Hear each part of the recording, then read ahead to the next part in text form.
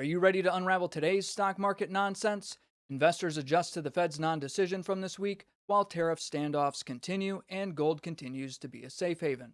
For the first time this year, it looks like a recession is possible, while consumer sentiment falls and inflation remains high. Now, don't click away. We'll get into all of that, plus, check out how our strategic test funds held up this week and snag today's game changing tip to sidestep the risks that could be impacting your investments. Tune in to stay ahead.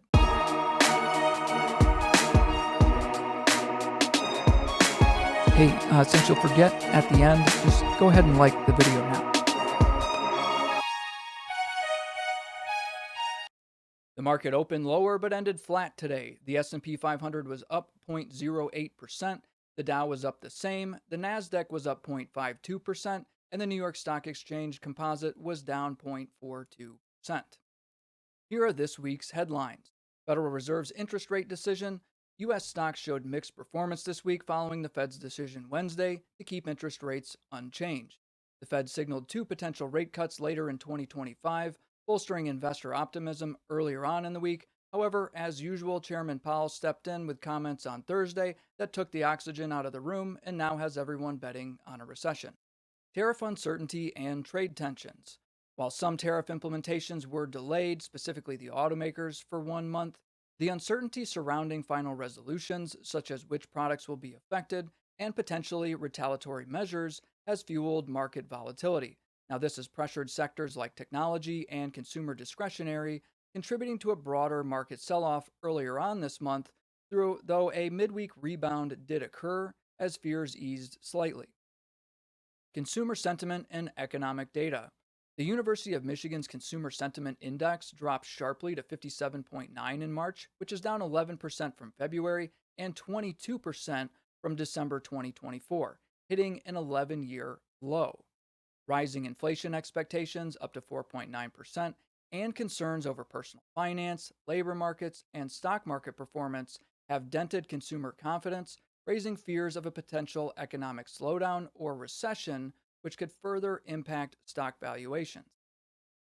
This week was all about the stock market navigating a complex landscape of monetary policy patience, trade policy upheaval, shifting investor sentiment, and mixed economic signals, with volatility remaining a key theme this week.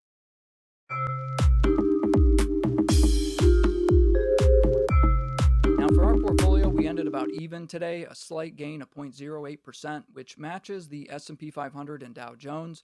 Our biggest loss today was once again MNSO Group, down another 8.9%, and Caesars down another 3%.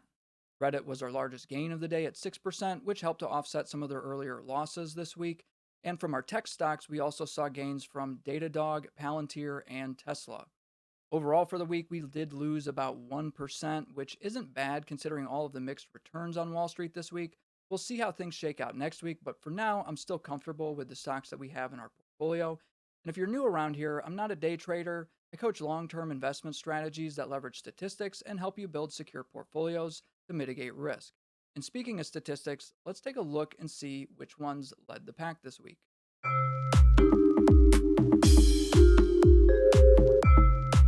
It looks like Trainer's Measure ended the week on top, although Trainer's-based portfolios did lose out a little bit today. The expected return portfolio remained in there, and as you can see, some alpha and grade rank average portfolios made it in here as well. Now, the standout stat for me this week has really been that the short-term returns are the ones that are leading the way, so funds that leverage 90 days or 1 year of history. Now, keep in mind the numbers shown here are on a week-to-date basis, so our top funds have produced about a 3.6% return for this week. Now, that's much better than our portfolio or the market, but we'll see what happens next week. These things tend to balance out. Now, in terms of the average grade rank, we haven't talked about that before, so let's get into it. The average grade rank is exactly as it says. It's the average of the grade rankings for each of the other 4 metrics. We take the stock's ranking for expected return, alpha, Sharpe's measure, and Trainer's measure, and find the average rank. Then we take the averages and re-rank them and apply the grading methodology to the results. What we found in testing is that this is actually a really good blend of everything that works well. We didn't intend on using an average, but a stock that has a high grade for an average rank is one that has a great expected return, a grade alpha, a high performing sharps measure, and trainer's measure. And when you think about it, if you're performing well across all of those metrics, you're going to find some of the best performing companies out there. Now, personally, I like to use one of the four main metrics for my asset selection strategy, but then I always come back and I reference the grade rank average to determine if the investment overall is a good investment and worthy of further consideration. For last week, average grade rank had all positive returns and was one of our best performing metrics. In terms of assets, portfolios with 5 assets performed the best, and from a return history standpoint, you really couldn't go wrong, but 10 years produced the best. If you're looking for the best performing grade rank portfolio, it was the portfolio with 20 assets and 1 year of history. Now, in general, the average rank is an easy one to fall back on for stock selection. It does perform well, but it's not always the one producing the highest returns. That's why I said I always reference it, but typically I choose another metric for my main strategy.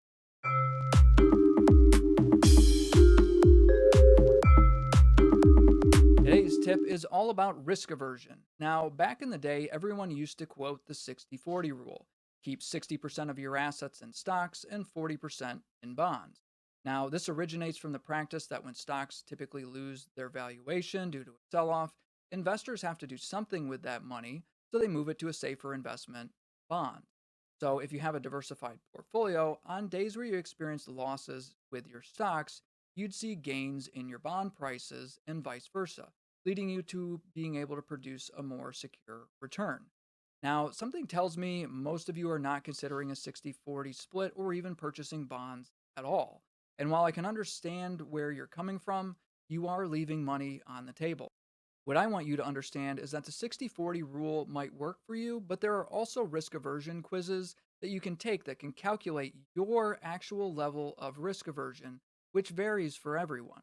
In fact, just the other day, I was talking with a friend of mine who just recently retired, and he said he wasn't even interested in owning any bonds and wanted to remain aggressive. Now, that's fine, but I encouraged him, and I'm encouraging all of you to go take the quiz and find out what it should be. Now, I do offer a free quiz at riskaversionquiz.com, but there are some others that are out there. Now, just make sure as you gain experience investing that you don't limit yourself. All of these products are available to you, and most financial professionals will be happy to sell them to you. Also, risk free doesn't have to just mean bonds. You can also consider other products like certificates of deposits, CDs, money market and high yield savings accounts, and as you might have seen this week, even gold. So just because your grandfather did it doesn't mean it's right for you. Well, that's it for today's episode. Hopefully, you've enjoyed some of the changes I've made this week. I wasn't really intending on turning myself into a broadcaster, but I do like this. So I'm going to keep trying to post new daily episodes at 10 p.m. every day. And if you haven't already, check out my profile for more videos. I have a number of tips that I've published separately, and I can tell that some of you are taking the time to actually check them out. And I do appreciate that. As always, thank you for tuning in. Until next time, I'm Matt Franklin. Have a great weekend, and I'll see you all back here on Monday. Hey, just a friendly reminder to do something below the video.